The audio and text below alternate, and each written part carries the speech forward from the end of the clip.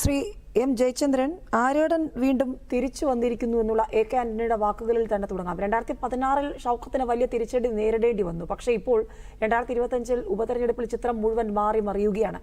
UDFന്റെ വലിയ ശ്രമങ്ങൾ, കൂട്ടായ പരിശ്രമം, പല ആശയക്കുഴപ്പങ്ങളും ഉണ്ടെന്ന് തോന്നിയെടുത്ത് അതൊന്നുമല്ല, ഒറ്റക്കെട്ടാണെന്നുള്ള രീതിയിൽ തന്നെ നേതാക്കന്മാർ മുന്നോട്ട് പോയി.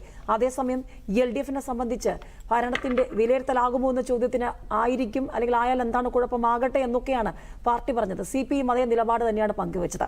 പക്ഷേ എന്നിട്ടും ഇത്തരത്തിലൊരു തിരിച്ചടി ഉണ്ടാകുമ്പോൾ ഇപ്പോൾ ശ്രീ എ കെ ആന്റണിയുടെ വാക്കുകൾ തന്നെ കടമെടുത്താൽ പിണറായി സർക്കാരിന് ഒരു ഷോക്ക് ട്രീറ്റ്മെന്റ് ആണ് നിലമ്പൂരിലെ ജനങ്ങൾ നൽകിയത് എന്നുള്ളതാണ്.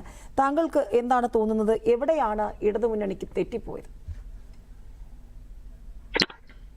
ലക്ഷ്മി, ഈ നിലമ്പൂർ ഉപതെരഞ്ഞെടുപ്പിൽ വളരെ മികച്ച വിജയം നേടിയ ആര്യാടൻ ഷൗക്കത്തിന് എൻ്റെ ഹാർദമായ അഭിനന്ദനങ്ങൾ.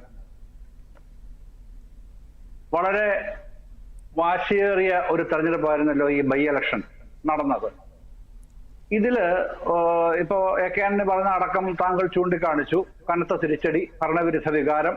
രമേശ് ചെന്നിത്തല പറഞ്ഞത് പിണറായി വിജയൻ രാജിവെക്കണം, സാങ്കേതികമായി മാത്രമാണ് സർക്കാരിന് ഭൂരിപക്ഷമുള്ളത് എന്നൊക്കെ പറഞ്ഞു. ഞാന് ഇപ്പൊ ഇവിടെ ലക്ഷ്മി ഇപ്പോ തുടങ്ങിയപ്പോ വായിച്ച കണക്കുകളിൽ നിന്ന് തന്നെ ചെറിയ ഒന്ന് രണ്ട് കാര്യങ്ങൾ മാത്രം സൂചിപ്പിക്കാൻ ആഗ്രഹിക്കുന്നു. ആദ്യഘട്ടത്തിൽ കോൺഗ്രസിന് കിട്ടിയ വോട്ടുകൾ എത്രയാണ് ഈ തെരഞ്ഞെടുപ്പിൽ? അത് താങ്കൾ പറഞ്ഞു 77,000 ചില്ലുവാനമാണ്. അത് കഴിഞ്ഞ തവണ കിട്ടിയ അതേ വോട്ടുകളാണ് എന്നും പറഞ്ഞു. ഏതാ 2021 പിന്നെ UDFന് കിട്ടിയ വോട്ടുകൾ ആണത് എന്ന് പറഞ്ഞല്ലോ VV പ്രകാശന്. ഇത്തവണയും അതേ വോട്ടുകൾ തന്നെ കിട്ടിയിട്ടുണ്ട്. പക്ഷേ LDFന്റെ വോട്ടുകൾ 66,000 ചില്ലുവാനമായി കുറഞ്ഞിട്ടുണ്ട്. 66,159 60 ആണല്ലോ, അത്രയായിട്ട് മാറിയിട്ടുണ്ട്. ആ വ്യത്യാസം, അപ്പൊ അതിൽ വരുന്ന ഒരു 11,000 വോട്ട് വ്യത്യാസമുണ്ട്. അവിടെ തന്നെ പ്രകടമായിട്ട് അത് കാണാവുന്നതാണ് LDFന് കുറഞ്ഞ വോട്ടുകളുടെ വ്യത്യാസം. അപ്പോ മറുഭാഗത്ത് 2016 21 നിലമ്പൂരിൽ നിന്ന് വിജയിച്ച് MLA ആയി, പിന്നീട് ഇക്കൊല്ലം ജൂൺ 13 MLA സ്ഥാനം രാജിവെച്ച അൻവർ 20,000 തൊട്ടടുത്ത് പിന്നെ വോട്ടുകൾ പിടിക്കുകയും ചെയ്തല്ലോ. അതിപ്പോ എല്ലാവരും സമ്മതിക്കുന്നുണ്ട്, LDFന്റെ വോട്ടുകൾ തന്നെയാണ് പിടിച്ചതെന്ന് അൻവറും അത് തന്നെ ആവർത്തിച്ച് പറയുന്നുമുണ്ട്. അതും അവിടെ നിൽക്കട്ടെ. അതുകൊണ്ട് BJP പ്രതീക്ഷിച്ച വോട്ട് അവർക്ക് കഴിഞ്ഞ തവണ കിട്ടിയതിനേക്കാളും കുറച്ച് വോട്ടുകൾ 200 ചില്ലുവാനോ വോട്ടുകൾ കൂടുതലാണ് കിട്ടിയിട്ടുള്ളത്. അവരുടെയും നില സേഫാണ്. പക്ഷേ രണ്ട് മൂന്ന് കാര്യങ്ങൾ ചൂണ്ടിക്കാണിക്കാനുള്ള. ഒന്ന്, വെൽഫെയർ പാർട്ടിയുടെ വോട്ട് എത്രയാണ്? UDFന് കഴിഞ്ഞ തവണ കിട്ടിയ വോട്ട് തന്നെ ഇത്തവണ കിട്ടിയെന്ന് പറഞ്ഞല്ലോ, താങ്കൾ പറഞ്ഞു, ഞാനും അത് എടുത്ത് പറഞ്ഞല്ലോ. അപ്പൊ വെൽഫെയർ പാർട്ടിക്ക് എത്ര വോട്ടുകൾ ഉണ്ട് അവിടെ? SDPIക്ക് സ്ഥാനാർത്ഥി നിർത്തിയിട്ടുണ്ടായിരുന്നല്ലോ, അവർക്ക് എത്ര വോട്ടാണ് കിട്ടിയത് എന്നൊന്ന് നോക്കൂ. യഥാർത്ഥത്തിൽ അവർക്ക് എത്ര വോട്ടാണ് ഉള്ളത് എന്ന് നോക്കൂ. ആ വോട്ടുകൾ എങ്ങോട്ടാണ് പോയത് എന്നുള്ളതൊന്ന് പരിശോധിക്കൂ. ഒന്ന്. മറ്റൊരു കാര്യം, പിന്നെ മാസങ്ങൾക്ക് മുമ്പ് നടന്ന വയനാട് ബൈ ഇലക്ഷനിൽ ഇതേ മണ്ഡലത്തിൽ നിന്ന് പ്രിയങ്ക ഗാന്ധിക്ക് നൽകിയ ഭൂരിപക്ഷം 63,000 ആയിരുന്നില്ലേ? ഇല്ലേ? അത് അതിന്റെ അടുത്തെങ്ങാനും എത്തുന്ന ഒരു സ്ഥിതി ഉണ്ടാവാത്തതിന് കാരണം എന്താണ് എന്നുള്ളത് LDF പരിശോധിക്കേണ്ടതില്ല, ബന്ധപ്പെട്ടവർ പരിശോധിക്കുന്നതിൽ നല്ലത്. അതല്ല അവർ ഇനി പറയാൻ പോകുന്നത് പിന്നെ ലോക്സഭാ ഇലക്ഷന്റെ പാറ്റേണും പിന്നെ നിയമസഭാ ഇലക്ഷന്റെയോ അല്ലെങ്കിൽ ബൈ ഇലക്ഷന്റെ പാറ്റേണും വ്യത്യസ്തമാണ് എന്നാണ് അവർ പറയാൻ പോകുന്നതെങ്കിൽ ആ നിലയിൽ ഉറച്ചു നിന്നാൽ മതി.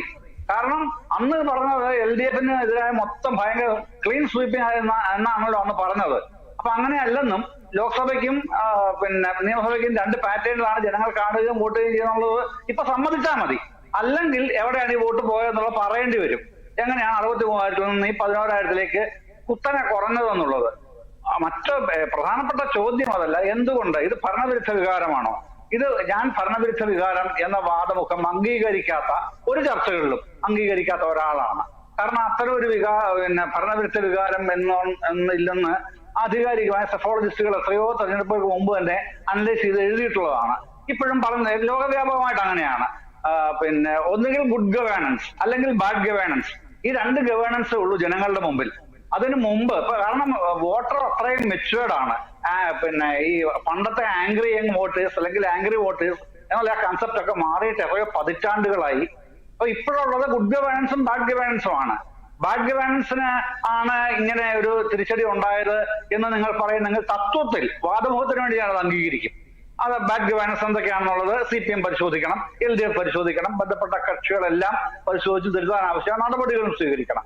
അതല്ലാതെ ഭരണവിരുദ്ധ വികാരം എന്ന് പറയുമ്പോൾ കഴിഞ്ഞ 2021 കിട്ടിയതിനേക്കാളും കൂടുതൽ വോട്ട് LDFന്റെ അല്ല UDFന്റെ കോൺഗ്രസിന്റെ സ്ഥാനാർത്ഥിക്കും ആ നേതൃത്വത്തിനും ആ മുന്നണിക്കും ഉണ്ടെങ്കിലല്ലേ അതിനെ അങ്ങനെ വിശേഷിപ്പിക്കേണ്ടത്. കടുത്ത ഭരണവിരുദ്ധ വികാരം എന്ന് പറയേണ്ടത് ആ നിലയ്ക്കാണല്ലോ.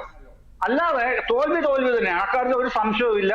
തോറ്റത് വലിയ മാർജിനിലാണ് തോറ്റതെന്നുള്ളതും ഒരു തർക്കവും ഇല്ലാതെ അംഗീകരിക്കണം.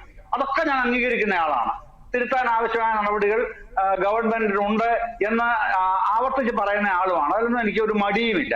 പക്ഷെ ഇങ്ങനെ മാൻഡേറ്റ് നഷ്ടപ്പെട്ടു ജനങ്ങളുടെ, കടുത്ത ഭരണവിരുദ്ധ വികാരമാണ് എന്നൊക്കെയുള്ളത് അത് ഉണ്ടയില്ല വെടികളായി പോകുന്നത് എന്തുകൊണ്ടെന്നാൽ ഞാൻ ഈ പറഞ്ഞ കാരണങ്ങൾ കൊണ്ടാണ്. ഈ കടുത്ത ഭരണവിരുദ്ധ വികാരം എന്നൊക്കെ പറയുന്നത് ഇല്ലാതായി പോകുന്നു. മറ്റ് പല ഘടകങ്ങളും അവിടെ വർക്കൗട്ട് ആയിട്ടുണ്ട്. അത് പക്ഷെ അതിനൊക്കെ അത്തരം ഘടകങ്ങൾക്കൊക്കെ അതിൻ്റെതായിട്ടുള്ള സ്പേസ് കിട്ടിയിട്ടുണ്ട് ആ മണ്ഡലത്തിൽ എന്നുള്ളത് കേരളത്തിന്റെ സോഷ്യൽ ഫാബ്രിക്കിൽ വന്ന മാറ്റമാണോ, ഗുണമാണോ, ദോഷമാണോ ഒക്കെ ഉള്ളത് വേറെ വിലയിരുത്തേണ്ട കാര്യമാണ്. താങ്കളിലേക്ക് തിരികെ വരാം.